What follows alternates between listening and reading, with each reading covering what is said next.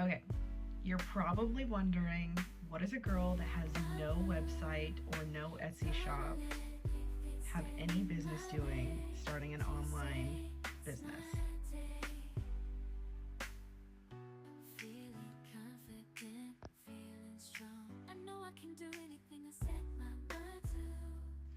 Hello, welcome back. I'm going to be going over reaching out to your network and why it's so important, especially when you're starting your small business. I'm 24 years old, so I have no entrepreneurial or business experience, but I have been in the aviation industry for well over 6 years, and I'm super excited to see who in my personal and public network as a content creator is available to look at my products and support my small business. Now, when we're reaching out to our network, we need to get really inventive, I've realized. It's not just texting and calling family and friends, it's sending out those DMs on Instagram and TikTok, getting into your niche industry and seeing who's available to spread the word of your business's mission. In my case, Tide and Tailwind makes plain knit beanies that are going to help support and fund my flight training. I really wanted to put my niche in aviation to get the help that I needed, having aviator support aviator. So, first and foremost, texting. I love texting. I think it's a great way of getting your information out to the people that you need to get it to in your personal networks, especially in your contacts. I like texting because you can actually see in text and timestamped who you sent the message to and then what you said to them. I kind of created a list in an Excel spreadsheet, and I was going down all of the potentials that I would have for people that were interested, and then people that did text back or email back that they were interested. I went ahead and put them in an Excel spreadsheet for a sneak peek that was sent out November 15th. So we've been running with that sneak peek for about 2 weeks now, and I've gotten 6 orders, so I'm super excited. Out of all the people that I've sent out to, that was actually a 10% ratio of people supporting me and my vision. Emailing. So emailing is a little bit more of a professional version of texting. I like texting because it gives you that personable feel, especially if you know the person really well. Emailing is a little bit more on the business side and professional side of things. Email would be for people that are not close to you, but you would like to share your vision. When you're formatting an email, make sure that the outline is clear and that your grammar and spelling are all well within the lines of being professional. Just did my first invoice.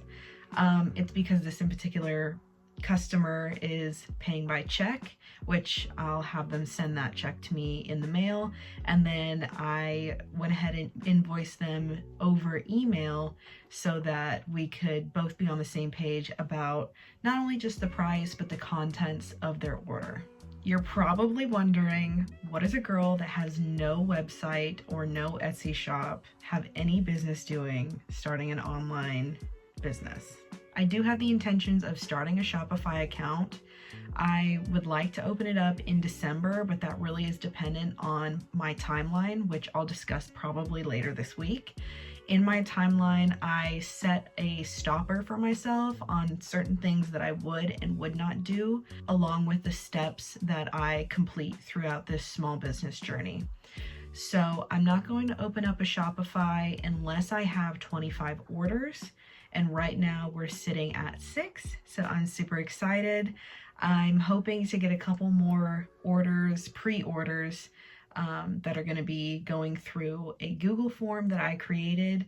This is really just a way of getting information organized and then getting it on an Excel spreadsheet.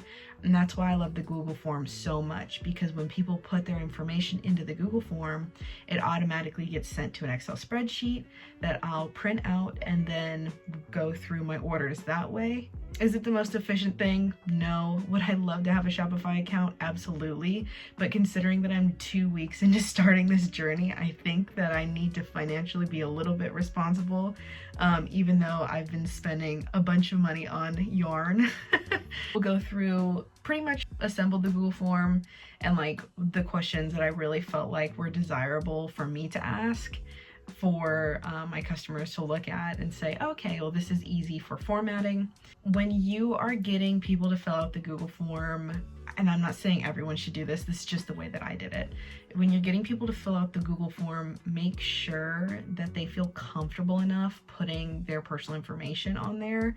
By being a trustworthy person, you know, I'm not going to go out and start spreading people's addresses. I really want their personal information to be on the Google form and be secure within that information so that I can at least get the product in a package and then sent over to my friends and my family. I love personal network. I think that when people really know you and really trust you, they want to invest in you and your vision.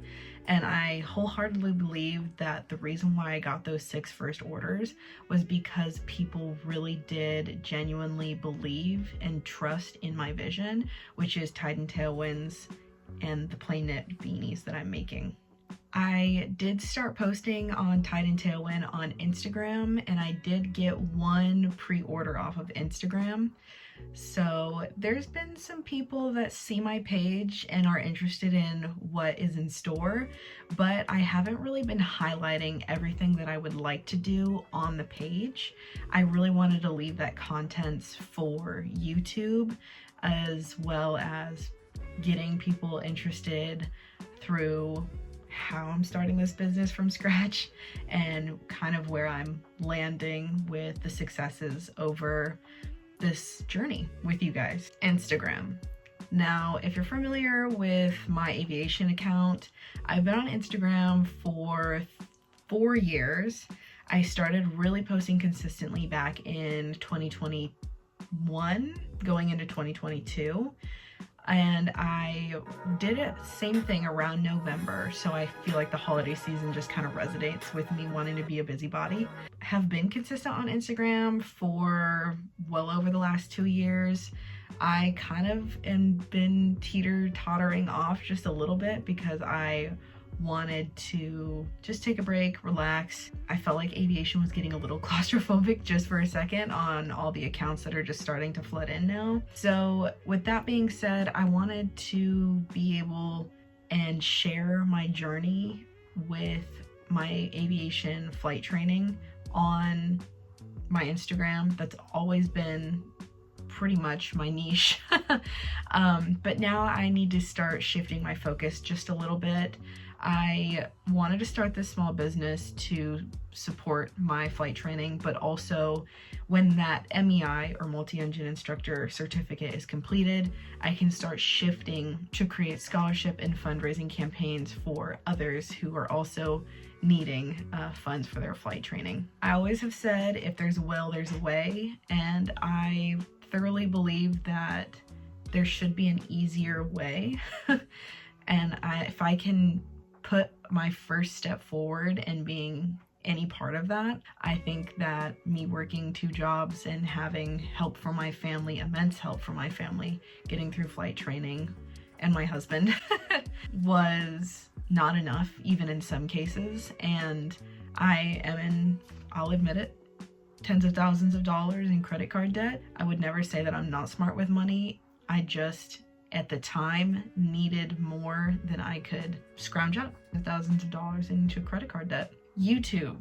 I have a call to action for YouTube. There are a couple people that I've been watching over the years that really jump-started my inspiration to even get on the platform. Everything that I wanted to pour into this small business and into this account. I really look forward to sharing my progress and how I'm going to be going through this journey with everybody. I think that in my personal network, I feel very comfortable as being they are my personal network. I have reached out to my Instagram network as well as a content creator with my account Sasongasaurs, and I really did actually get a lot of positive feedback. And because of that, over the last 2 weeks, I have about 150 followers on Instagram with the new account Tideandtailwind. YouTube is a little bit different for me. I will admit it's a longer sustained platform, meaning that the content that is being created actually needs to have substance and is actually being made for your entertainment. Knowing that, I can't use short instantaneous methods of going viral on Reels, which I'm okay with. I think that actually generating a good audience with the same like-minded people, or people that just want to see what are the steps that I'm taking, especially when I have no business experience, I think that it would be interesting to keep everything very transparent and share that type of connection with you guys, even though it's through a screen. With that being said, there are a couple YouTubers that I would like to send out PR packages to or promotional packages to, and I have my unrealistic board and my realistic board. I will keep those kind of to myself just for now, but I am excited to see maybe if they land somewhere with someone who also sees the vision, or maybe that I could get some good feedback on how I could do this better, or where I could start to really dig in and find an audience, especially here on the YouTube platform.